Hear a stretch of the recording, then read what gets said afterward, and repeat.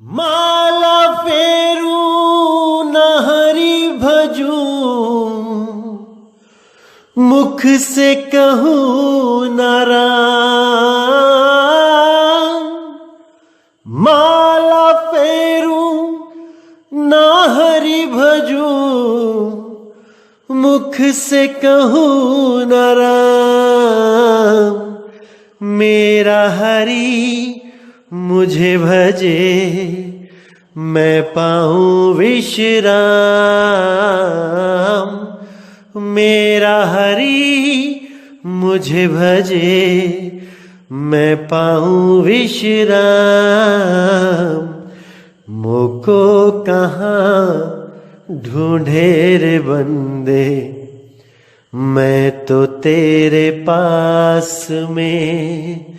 मोको कहाँ ढूंढे रे बंदे, मैं तो तेरे पास में। खोजी होए तुरंत मिल जाऊं, एक पल की तलाश में। खोजी हो तुरंत मिल जाऊं, एक पल की तलाश में। मोको कहाँ ढूंढे रे बंदे, मैं तो तेरे पास में। मोको कहाँ ढूंढे रे बंदे, मैं तो तेरे पास में। नमस्कार मेरे प्यारे भाइयों, मेरे परमात्मा के प्यारे जीव हंसों। मैं सतगुरु बंदी छोड़ कबीर साहब से यही अरदास करता हूं कि आप सब मेरे भाइयों का विवेक इतना बढ़ जाए, इतना बढ़ जाए कि कोई भी भरम नाम की चीज आपके दिमाग में ना रह पाए। हर चीज इतनी क्रिस्टल क्लियर हो जाए कि कोई भी आपको भ्रमित ना कर पाए।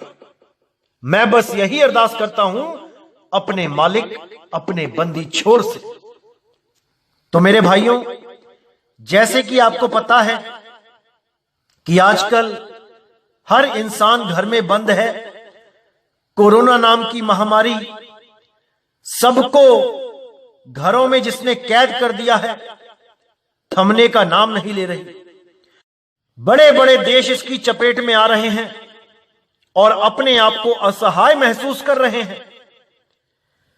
इतना अभिमानी था ये इंसान कि ये इस प्रकृति को पैरों के नीचे कुचल के अपने आप को भगवान सिद्ध करने में लगा था कि मैं जो चाहे कर सकता हूं इस दुनिया में।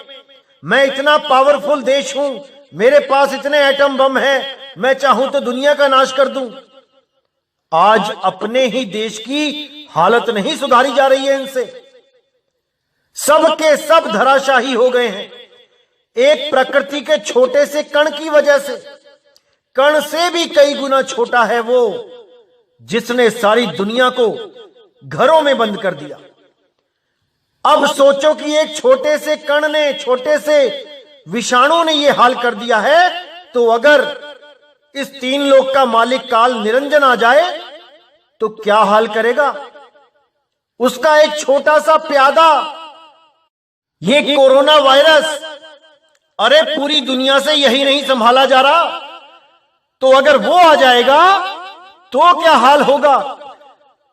इसीलिए उसने बोला है कि मैं एक पल में अनंतों सृष्टियों को पैदा कर देता हूं और एक पल में अनंतों सृष्टियों का नाश कर देता हूं।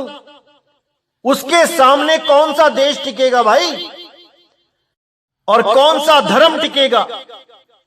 जो आज ये अपने धर्मों की दुहाइयां देते हुए कहते हैं कि कोरोना हमारे धर्म के इंसानों को नहीं लगेगा, वही लोग मर रहे हैं क्योंकि उन्हें धर्म की परिभाषा तक नहीं पता कि धर्म कहते किसे हैं। इसीलिए कहता हूं मेरे भाइयों, विवेक जगा लो, सत्य असत्य का निर्णय करना सीख लो। अगर इंसान जन्म में भी ये आप नहीं कर पाए तो किसी जन्म में नहीं कर पाओगे। बहुत मुश्किल से ये मौका मिलता है इंसान जन्म का। और इस इंसान जन्म में आके हम धर्मों में बंट जाते हैं, जात पात में बंट जाते हैं। इस दुनिया में इंसान को छोड़ के और जितने भी जानवर या पशु पक्षी हैं, आज तक वो किसी जात पात धर्म में नहीं बटे, क्योंकि वो 52 अक्षरों से परे हैं। केवल इंसान ने ही इस 52 अक्षरों को इतना मजबूती से पकड़ रखा है। इन्हीं 52 अक्षरों के द्वारा अनंतों नाम बनाए गए हैं, जात पात धर्म के नाम बनाए गए हैं, अल्लाह वाहिगुरु गॉड खुदा के नाम बनाए गए हैं। और इसी अक्षरों को पकड़ पकड़ के ये अपने आप को दूसरों से अलग सिद्ध करने में लगा है, अपने आप को ऊंचा दिखाने में लगा है, बाकियों को नीचा, केवल और केवल अक्षरों की वजह से। इन्हीं अक्षरों की वजह से गीता, वेद, पुराण लिखे गए। इन्हीं अक्षरों की वजह से तुरैत, जबूर, इंजील और कुरान लिखी गई। इन्हीं अक्षरों की वजह से कबीर सागर, अनुराग सागर, बीजक लिखा गया। इन्हीं अक्षरों की वजह से सारे ग्रंथ लिखे गए और अक्षरों के द्वारा बनाए गए इन्हीं ग्रंथों को पढ़कर हमने सोच लिया कि हमें मुक्ति मिल जाएगी। हमें यह लगने लगा कि अगर किसी की मौत हो जाती है और उसके क्रियाक्रम में अगर मंत्र ना बोले जाएं तो वो मुक्त नहीं हो पाएगा। अगर कोई मुस्लिम की मौत हो जाती है तो जब तक हमने उसकी नमाज अदा नहीं कर दी, जब तक उसको जन्नत नहीं मिलेगी। हमने इसी प्रकार 52 अक्षरों से बहुत बड़ी आस लगा ली।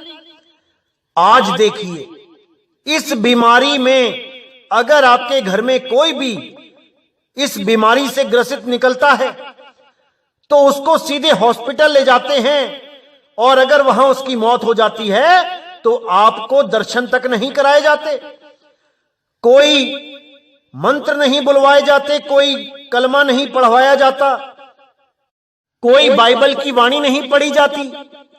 सीधे ही संस्कार, सीधे ही दफन कर रहे हैं। बताओ अब कहां गए वो अक्षर, जिन अक्षरों के सिर पे आप कहते थे कि भाई अगर क्रियाक्रम नहीं किया, अगर नमाज नहीं पढ़ी तो ये दोजक को चले जाएंगे। अब क्यों नहीं जा रहे हैं वहां पे कोई नमाज पढ़ने या कोई क्रियाक्रम के मंत्र पढ़ने? अब कैसे मन को मार के बैठे हैं सब? क्योंकि अब सबको पता है कि भाई वो वायरस है, वायरस।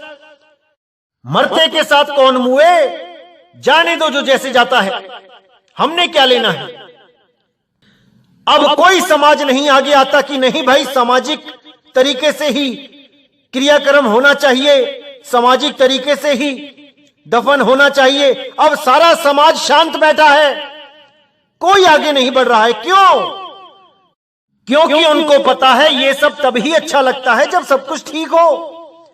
जब हर चीज ठीक है तब इसके ऊपर बोलने वाले बहुत मिलेंगे, लेकिन अब कुछ भी ठीक नहीं है तो एक भी आदमी इसके खिलाफ नहीं बोलेगा, कोई नहीं बोलेगा।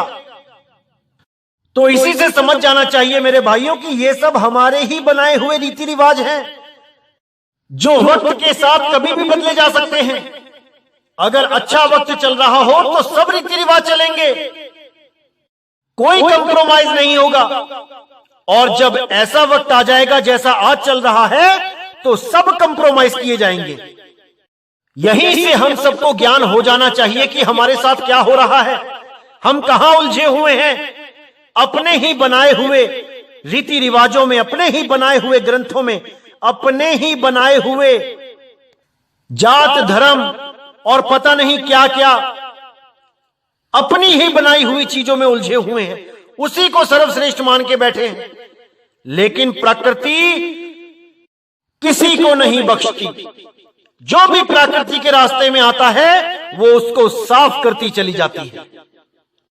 अगर प्रकृति को किसी ने दूषित किया है तो वो केवल और केवल इंसान है। किसी जानवर ने आज तक प्रकृति का नियम नहीं तोड़ा, केवल इंसान ही ऐसा जानवर है जो हर नियम को तोड़ता हुआ अपने आप को सबसे महान समझता रहा। हर नियम को तोड़ा इसने। अपनी जिंदगी आसान करने के लिए इसने प्रकृति का संतुलन ही बिगाड़ के रख दिया। उसी का हर्जाना आज ये भुगत रहा है। और कोई जानवर कष्ट में नहीं है, सब आजाद घूम रहे हैं, लेकिन ये इंसान आज कैदी बना बैठा है केवल अपनी करतूतों की वजह से। और अगर ये अभी भी नहीं सुधरा तो प्रकृति इसको ऐसा भयानक रूप दिखाएगी कि इसको जन्मों जन्म तक होश नहीं आएगा। अभी भी समय है, सुधर जाएं। थोड़ा सा ज्यादा पैसा कमाने के चक्कर में कितने लोग जहर घोल घोल के बेच रहे थे दुनिया में। कितने लोगों ने मिलावट का काम शुरू कर रखा था, ये सोचे बिना कि इस मिलावट को अगर कोई खाएगा, किसी का बच्चा कितनी तड़प तड़प के मरेगा, कैंसर हो जाएगा, कोई ध्यान नहीं दे रहा था। सब लगे पड़े थे शॉर्टकट में ज्यादा पैसा कमाने के चक्कर में। कोई सब्जियों में इंजेक्शन लगा के, फलों में इंजेक्शन लगा के, टीके लगा के एक एक दिन में ही बड़ा करके बेच रहा था। कोई पुरानी सब्जियों पे रंग कर करके उन्हें ताजा दिखाने की कोशिश कर रहा था। कोई पता नहीं क्या क्या मिला के बेच रहा था। यह सब प्रकृति के खिलाफ हो रहा था। हजारों लोग मर रहे थे, तो भाई उनकी बद्दुआ तो लगेगी ही। जो आदमी कभी सिगरेट, बीड़ी, तंबाकू के पास नहीं जा रहा था, उसको भी कैंसर हो रहा था। कैसे हो रहा था कैंसर? यही मिलावटी चीजें खा खा के। जितने भी मिलावटखोर थे आज वो घर में दुबक के बैठे हैं अपनी जान बचाने के लिए। और जब वो मौत का व्यापार कर रहे थे तब क्यों नहीं उनको समझ में आ रहा था कि मौत क्या चीज है? आज एक छोटे से वायरस ने सबको मौत का असली चेहरा दिखा दिया। ये केवल हमें समझाने के लिए एक छोटा सा ट्रेलर दिया गया है प्रकृति के द्वारा। अगर कहीं उसने पूरी फिल्म दिखा दी तो लाशों के ढेर लग जाएंगे। इसीलिए मैं कह रहा हूं, अभी भी सुधर जाओ, इंसान बन जाओ। इस दुनिया में अगर आप इंसान बन के जियोगे तो दुनिया जीने लायक है, लेकिन अगर इंसानियत से भी नीचे गिर गए तो भाई प्रकृति इसका दंड देगी। इसलिए मेरे भाई आज से कसम खा लो, कम कमा लेंगे, कम खा लेंगे, लेकिन प्रकृति के साथ खिलवाड़ नहीं करेंगे। बड़े बड़े डॉक्टर, बड़े बड़े इंजीनियर, बड़े बड़े नेता, बड़े बड़े अधिकारी थोड़े से पैसों के लालच में आके अपना ईमान तक बेच देते हैं। वो ये शुक्राना नहीं करते कि हे परमात्मा तेरा लाख लाख शुक्र है जो तूने हमें इतने अच्छे ओहदे दिए, हमें इतना ऊंचा पद दिया। अरे करोड़ों लोग भूखे मर रहे हैं, नौकरी नहीं है, 2 वक्त की रोटी नहीं इंतजाम कर पाते, और तुमने हमें 50, 60, 70 हजार लाख रुपए तक का हर महीने का इंतजाम कर दिया। मालिक तेरा लाख लाख शुक्र है। कोई शुक्र नहीं मना रहा, बल्कि सब रिश्वत की आग में झुलस रहे हैं। ज्यादा से ज्यादा कमाना चाहते हैं, शॉर्टकट में ज्यादा कमाना चाहते हैं, भले उसके बाद उस पाप की कमाई से घर का कोई भी मेंबर खून की उल्टियां करता हुआ मरे, उससे कोई फर्क नहीं पड़ रहा किसी को। अरे जिस आदमी से आप पैसा मांगते हो, सोचो वो आपको देता तो है, लेकिन साथ में कितनी बद्दुआएं देता होगा, कितनी बद्दुआएं देता होगा कि हे परमात्मा तूने इतना ऊंचे पद पर इसको बैठा रखा है, तेरा शुक्राना करने की बजाय हम गरीबों को लूटता है, इसको ऐसी मौत मारना, इसके घर में ऐसी तकलीफ देना कि खून के आंसू रोवे। हर आदमी के दिल से यही बद्दुआ निकलती है जब आप 1 रुपया भी किसी से रिश्वत मांगते हो तो। इसलिए मेरे भाई ये सब काम बंद करो, अब परमात्मा का सिमरन करो, परमात्मा का नाम लो। अल्लाह वाहिगुरु गॉड खुदा सब एक हैं, अब उनका नाम लो, उनको याद करो और उनको प्राप्त करने की विधि के बारे में सोचो। केवल नाम जपने से वो चीज नहीं मिलने वाली, वो प्राप्त कैसे होगी, इस बारे में विचार करो। खंगालो अपने अपने ग्रंथों को, देखो क्या कहते हैं ग्रंथ, अच्छी तरह से समझो। अगर नहीं समझ आता है तो कोई ना कोई गुरु धारण करो जो आपको वो रास्ता बताए कि उसको कैसे पाना है, ना कि केवल इन अक्षरों के चक्कर में रह के एक दूसरे से लड़ते झगड़ते जन्म बर्बाद करके चले जाओ। अब ये काम नहीं करना है भाइयों, अब पूरे विवेक के साथ कदम उठाना है साहिब। तो मेरे भाइयों, आज जो हम वाणी लेने जा रहे हैं वो कबीर सागर से लेने जा रहे हैं। बहुत ही विवेकपूर्ण वाणी है, आपने पूरा अच्छी तरह समझना है। तो क्या कहती है वाणी? काल तिहि काल का भेद सुनाऊं, धर्म दास में तो ही लखाऊं। नी अक्षर का भेद निज पावे, नी अक्षर माही जाय समावे। यानी धर्मदास जी को कबीर साहब कहते कि हे धर्मदास, तुम्हें मैं काल तिहि काल का यानी तीनों काल का भेद बताता हूं और तुम्हें लखाता हूं कि ये काल कहां छुप के बैठा है। धर्मदास जी को कबीर साहब ने काल का लखाव कराया था कि काल है क्या, साक्षात दिखाया था। लेकिन आज के गुरु केवल काल के नाम से डराना जानते हैं। इनको कोई पूछने वाला हो कि क्या कभी काल को देखा है, कभी काल को देखा है तो उसकी फोटो बना के दिखाओ। क्यों बेवकूफ बनाते हो जनता को काल के नाम पे? केवल और केवल डर की भक्ति करवाना चाहते हैं, ये डरा डरा के लूटना चाहते हैं। काल से बचाने के लिए यज्ञ करवाते हैं, उसमें दान लेते हैं। ये सब कालजाल है। आज की वाणी से आपको हर चीज समझ में आ जाएगी। तो साहिब कहते हैं काल त्रिकाल का भेद सुनाऊं, धर्मदास में तो ही लखाऊं। नी अक्षर का भेद निज पावे, नी अक्षर माही जाय समावे। कि जिसको नी अक्षर का भेद पता लग जाता है वो नी अक्षर में ही समाएगा जाके, वो काल जाल से सदा के लिए छूट जाता है। और जितने भी गुरु ये देही से प्रेम करवाते हैं, ये देही से आस लगवाते हैं, ये सब काल के जाल में ही उलझा देते हैं। क्योंकि देही नाम सब जगत बखाने, विदेही नाम कोई बिरला जाने। विदेही नाम को करोड़ों में से कोई एक संत जानता है, बाकी सब के सब इसी देही ज्ञान में उलझा के जन्म मरण के चक्कर में छोड़ के चले जाते हैं। खुद तो चले जाते हैं, 84 में चेलों को भी ले जाते हैं। तो साहब बोला जो नहीं जान नियक्षर भेदा, तामह काल करत है छेदा। नी अक्षर बिन काल न जीते, यज्ञ दान के ताकर बीते। कि जो नी अक्षर के भेद को नहीं जानता है, काल उसमें छेद करता है, छेद। और जो नी अक्षर के भेद के बिना काल से सामना करने जाते हैं, यानी मौत आ जाती है और नी अक्षर का पता नहीं होता, वो सब के सब काल के मुंह में चले जाते हैं। नी अक्षर बिन काल न जीते, यज्ञ दान के ताकर बीते। कितने ही साल बिता दो यज्ञ करते हुए, दान देते हुए गुरुओं को, वो काल बख्शेगा नहीं जब तक तुम्हें इन अक्षरों से ऊपर नी अक्षर का ज्ञान देने वाला कोई गुरु नहीं मिल जाए। जब तक तुम्हारा जन्म मरण खत्म नहीं हो सकता। योग यज्ञ तप काल पसारा, यज्ञ दान सब काल व्यवहारा। काल गति संसार है भाई, बिरला जन कोई लख पाई।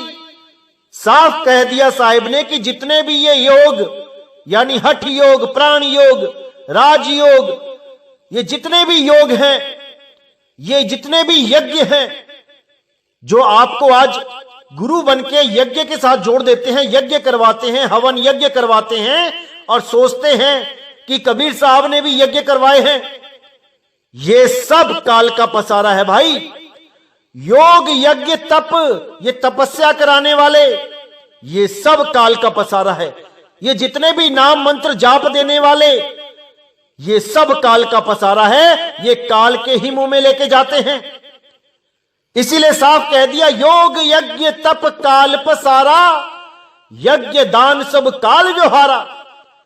ये जितने भी लोग यज्ञ करवाते हैं, दान लेते हैं, चंदा लेते हैं यज्ञ करवाने के लिए, ये सब काल के ही व्यवहार करते हैं। ये सब उस काल निरंजन के एजेंट हैं। लेकिन सफेद चोले पहन के सतगुरु बन के जीवों को धोखा देते हैं, जीवों को भरमाते हैं। काल गति संसार है भाई, बिरला जन कोई लख पाई। ये कालगति संसार है। जितना भी संसार है ये सब पैदा हो रहा है, बदल रहा है और एक दिन नाश हो जाएगा। यही कालगति है। और इसी कालगति में जो भी कुछ दिखाई देता है, जो भी कुछ आपको महसूस होता है, वो सब काल के अंडर है। ये शरीर भी काल के अंडर है, चाहे वो चेले का होए, चाहे वो गुरु का होए। दोनों ही शरीर मां के गर्भ से निकले हैं, धीरे धीरे बढ़ते हैं, जवान होते हैं, फिर बूढ़े होते हैं और फिर इसी मिट्टी में मिल जाते हैं। ये सब कालगति है। इसको कोई शब्द गुरु ना समझ ले गलती से। शब्द गुरु ना तो कभी पैदा होता है और ना ही उसका कभी अंत होता है।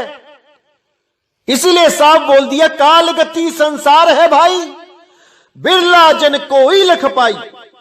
अरबों खरबों गुरुओं में कोई एक बिरला हंस होता है मालिक का, जो आपको यह मूल ज्ञान समझाता है, आपके सारे भरम तोड़ता है। नहीं तो इस जन्म और मरण से निकलने का कोई रास्ता नहीं, कोई रास्ता नहीं। लेकिन सबकी किस्मत एक सी नहीं होती है, क्योंकि बहुत से ऐसे लोग होते हैं जो अच्छे अच्छे कॉलेजों में एडमिशन तो ले लेते हैं, लेकिन वो पास नहीं हो पाते, क्योंकि उनमें इतना विवेक, इतनी बुद्धि, इतनी क्षमता, इतनी मेहनत करने की क्षमता नहीं होती कि वो उस कॉलेज में पास भी हो पाए। इसलिए बच्चे तो बहुत आते हैं कॉलेज में, लेकिन सब पास नहीं हो पाते। उस कॉलेज में टीचर तो एक से ही होते हैं सबके लिए, लेकिन फिर भी कुछ बच्चे उन टीचरों के पास पहुंचकर भी, उनसे पढ़ाई सीख कर भी, उनसे पढ़कर भी वो पास नहीं हो पाते। इनमें टीचर का कोई दोष नहीं होता, क्योंकि बच्चे में ही विवेक कम होता है, उसकी ही क्षमता कम होती है। तो उसी का उदाहरण यहां देते हुए साहिब साखी बोलते हैं कि संशय काल शरीर माही, विषय काल है दूर, ताही लखत कोई संत जन, जार करे सब धूर। कि सबसे बड़ा काल तो संशय है, जो आपको भक्ति से अलग कर देता है। क्योंकि हमारे पंथ में भी ऐसे कई भगत आते हैं जो देखा देखी आ जाते हैं जल्दबाजी में। वो बिना ज्ञान को पूरा ज्ञान समझे बिना ही आ जाते हैं, इस डर के मारे कि हमें काल न खा जाए। और संशय दिमाग में होता है, वही बीज एक दिन पेड़ बन जाता है और वो मूल ज्ञान को बिना समझे इसको त्याग देते हैं और फिर उन्हीं पंथों में चले जाते हैं जहां से वो आए होते हैं। यानी कि 12वीं में बच्चा पास नहीं हुआ, कंपार्टमेंट आ गई, उसकी सप्ली लग गई, लेकिन उसने कॉलेज में एडमिशन ले लिया।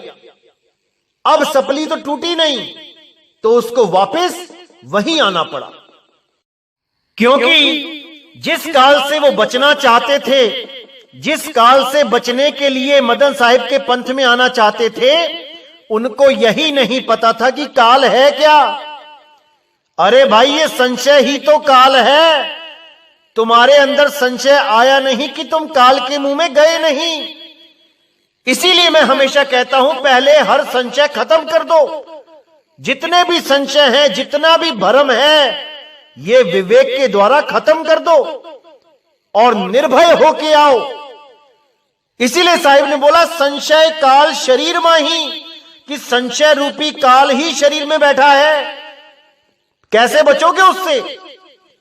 विषय काल है दूर, जो असली काल है वो तो बहुत दूर है, उसका ज्ञान तो बहुत दूर की बात है।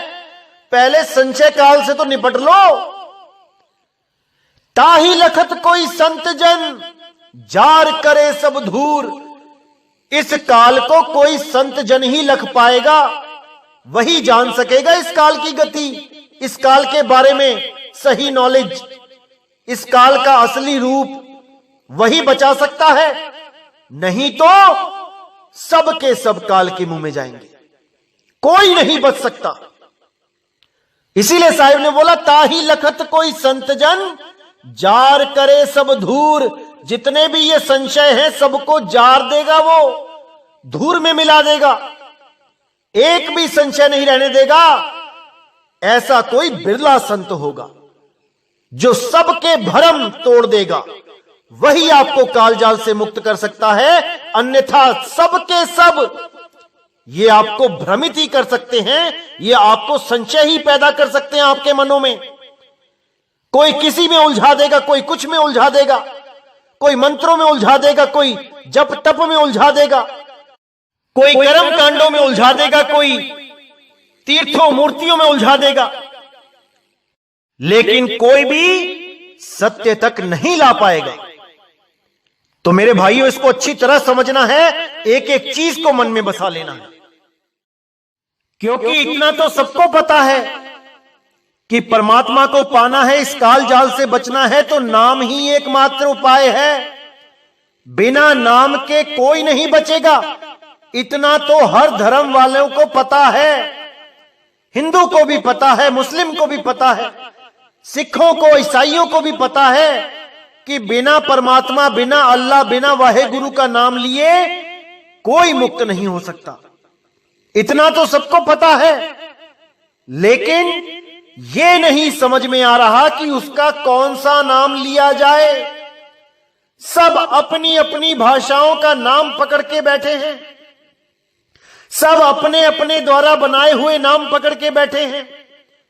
हिंदुओं ने उसको राम राम हरे कृष्णा, मुसलमानों ने उसको अल्लाहू अकबर अल्लाहू, सिखों ने उसको वाहेगुरु और ईसाइयों ने हालेलुया या गॉड बोल के पकड़ रखा है। कबीर पंथियों ने उसको सत कबीर, ओम कबीर, सोहम कबीर, जय कबीर ये पकड़ के रखा है। सबके सब 52 अक्षरों में ही उलझे हैं, कोई भी 52 से परे नहीं हो पा रहा है। इन 52 अक्षरों को कीर्तम नाम बोला गया है, कीर्तम नाम, कृत्रिम नाम। इसीलिए गुरु ग्रंथ साहब में भी बोला गया, कीर्तम नाम कथे तेरे जिहिबा, वो सत्य नाम तेरा परा पुरबला।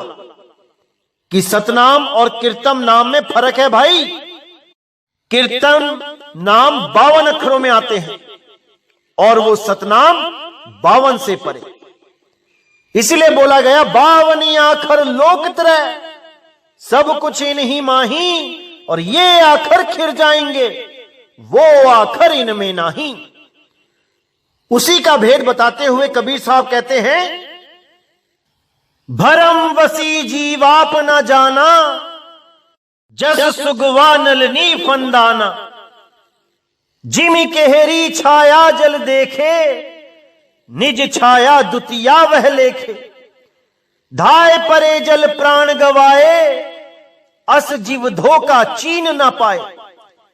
कांच महल जिमि भूखे स्वाना, निज आकार दुतिया कर जाना। यानी जैसे भ्रम में पड़कर जीव अपने आप को नहीं पहचान पाता कि मैं क्या हूं, और वो अपने आप को देह समझता रहता है कि मैं शरीर हूं, मैं आदमी हूं, मैं औरत हूं, मैं कुत्ता हूं, मैं बिल्ली हूं, मैं हाथी हूं, मैं घोड़ा हूं। सब अपने आप को शरीर मान के बैठ गए हैं। यही अज्ञान है, यही भ्रम है।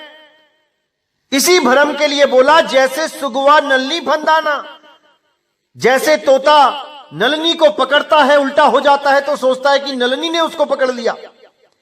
जैसे शेर जल में छाया देख के छलांग मार देता है पानी में, सोचता है कि कोई दूसरा शेर उसके सामने आ गया था, ऐसे ही कांच के महल में कुत्ता भौंक भौंक के मर जाता है, सोचता है कि सामने कोई दूसरा कुत्ता खड़ा है।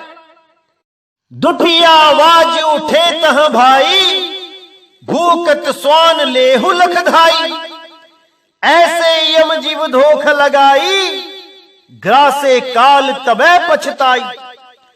यानी वो दूसरा कुत्ता समझ के भौंक भौंक के उस पे मर जाता है, ऐसे ही यम जीव को धोखे में रखता है, और जब वो काल शरीर को ग्रासता है तब ये जीव बहुत पछताता है, क्योंकि मूल ज्ञान को नहीं समझ पाया।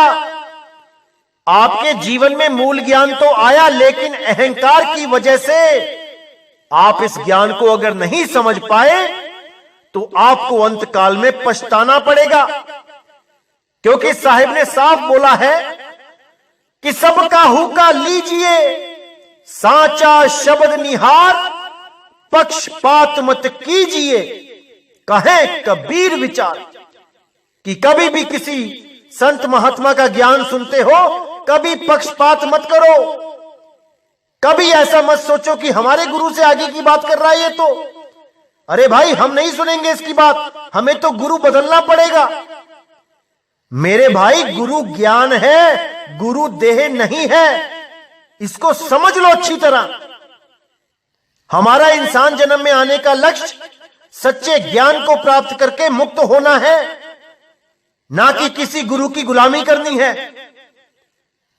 तो आगे साहिब कहते हैं, सतगुरु शब्द प्रीत नहीं करई, ताते जीव नष्ट सब परई, कीर्तम नाम निरंजन शाखा, आदि नाम सतगुरु अभिलाखा। अब कितना क्लियर कर दिया साहिब ने कि सतगुरु के शब्द से जो प्रीत नहीं करेगा उसका जीवन नष्ट हो जाएगा। ये जो मैं वाणियां दिखा रहा हूं आपको, ये मेरी वाणियां नहीं है भाई, ये सतगुरु की वाणियां हैं। और इन वाणियों को समझकर भी अगर आप पक्षपात करते हो तो आपने सतगुरु कबीर साहब के साथ पक्षपात कर दिया, अपने जीव के साथ पक्षपात कर दिया। और जिसने भी अपने जीव के साथ पक्षपात किया उसको 84 में जाने से कोई नहीं रोक सकता। इसीलिए बोला, कीर्तम नाम निरंजन शाखा, आदि नाम सतगुरु अभिलाखा। कीर्तम नाम यानी जितने भी ये 52 अक्षरी नाम हैं, ये जितने भी नाम जो बोले जाते हैं, लिखे जाते हैं, पढ़े जाते हैं, ये सब कीर्तम नाम निरंजन शाखा, ये उस काल निरंजन की ही शाखा है। और जिस शाखा को आप पकड़ोगे वहीं पहुंच जाओगे। लेकिन आदि नाम सतगुरु अभिलाखा, वो आदि नाम, वो नी अक्षर नाम, वो निज नाम इन 52 से परे है, वो सतगुरु का असली नाम है। सतगुरु चरण प्रीत ना करई, सतगुरु मिल निज घर संचरई, धर्मदास जीव भय बिगाना, धोखे सुदा गरल लपटाना, अस कै फंद रच्यो धर्मराई, धोखा वस जीव परे भुलाई, और सुनो मन कर्म पसारा, ची नहीं दुष्ट जीव होए नियारा। तो यहां साफ बोल दिया कि सतगुरु चरण प्रीत ना करई, जो सतगुरु के चरणों से प्रीत नहीं करेगा वो यही काल जाल में उलझा रहेगा। सतगुरु मिल निज घर संचरई, और जो सतगुरु से मिल जाएगा, जो उसके लड़ लग जाएगा, वो अपने असली घर को पहुंच जाएगा।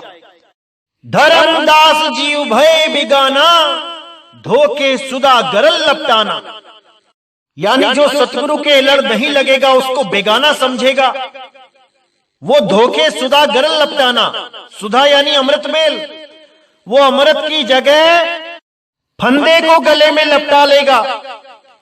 अस के फंद रच्यो धर्मराई, धोखा वसी जीव परे भुलाई। ऐसा फंदा रचा हुआ है धर्मराय ने, उस काल निरंजन ने, कि जिसमें सब जीवों को उलझाता रहता है। कैसे उलझाता है? जाप करवा के, तप करवा के, यज्ञ हवन करवा के, पूजा पाठ करवा के, तीर्थ व्रत में घुमा के, यानी बाहर मुखी कर्म कांडों में लगा के, लेकिन कभी भी वो आत्म ज्ञान को प्रकट नहीं होने देता। आत्म ज्ञान की तरफ जाते हुए मनुष्यों को संशय, भ्रम दिमाग में डालता रहता है, और जो उस भ्रम के चलते भ्रमित हो जाता है वो उस आत्म ज्ञान से दूर हो जाता है, और जो उस आत्म ज्ञान से दूर हो गया वो समझ लो काल के मुंह में पहुंच गया। अब उसे बचाने वाला इस पूरे ब्रह्मांड में कोई नहीं है, कोई नहीं है। इसलिए बोला, और सुनो मन कर्म पसारा, जी नहीं दुष्ट जीव होए न्यारा।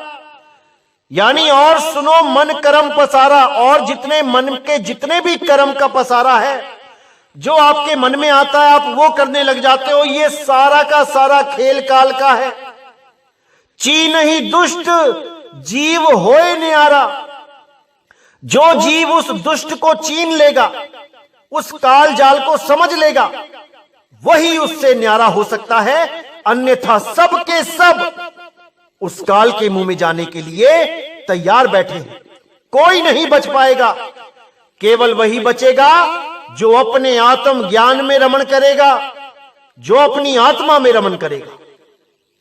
इसलिए मेरे भाइयों, देह गुरु को शब्द गुरु मत समझो, मत समझो। देह गुरु अलग है, शब्द गुरु अलग है। शब्द गुरु से प्रेम करो जो आपके अंग संग सदा संग है। वो कभी आपको अकेला नहीं छोड़ता, चाहे कैसी भी परिस्थिति क्यों ना आ जाए, वो आपको कभी अकेला नहीं छोड़ता। वो आपके सदा सदा अंग संग है मेरे भाई, इसको अच्छी तरह समझ जाओ।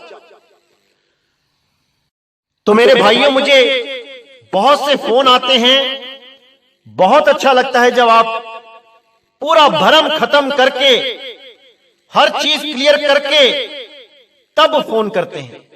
और उन लोगों से गुजारिश करूंगा कि जिन्होंने अभी ये मूल ज्ञान नहीं समझा है और वो फोन करके सवाल जवाब करते हैं, भाई मेरे पास इतना समय नहीं होता है कि मैं हजारों लोगों के सवालों के जवाब फोन पे दे सकूं।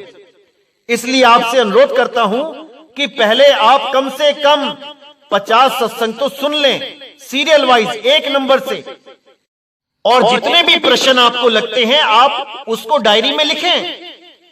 और मैं आपको यकीन दिलाता हूं कि 50 तक आते आते वो सारे सवाल अपने आप खत्म हो जाएंगे। ये मैं आपसे पूरा वादा करता हूं कि 100 तक पहुंचते पहुंचते हर चीज क्लियर हो जाएगी। ऐसा कुछ भी नहीं बचेगा जो आपके समझ में नहीं आएगा। उसके बाद तो हर चीज ऐसी समझ में आएगी कि ऐसा लगेगा आपको कि जैसे आप बने ही इस ज्ञान के लिए थे और गलती से कहीं और उलझ गए थे। यह मैं वादा करता हूं आपसे। तो मेरे भाइयों, अब मुझे विदा करें और बहुत जल्दी अगला सत्संग आएगा। इसी के साथ मैं सत्संग यहीं समाप्त करता हूं। जय गुरु बंदी छोड़ वैराग साहिब, जय गुरु बंदी छोड़ साधु शरण साहिब, जय गुरु बंदी छोड़ बाबा नानक साहिब, बाबा रविदास साहिब, बाबा गुरु अंगद देव साहिब, मेरे धर्मदास जी, भीखा जी, पलटू जी, मेरे सभी संत। जय गुरु बाबा मदन साहिब जी की जय। जय सतगुरु बंदी छोड़ सतगुरु सत्य कबीर साहिब की सदा ही जय हो, सदा ही जय हो मेरे मालिक की साहिब बंदगी सतनाम।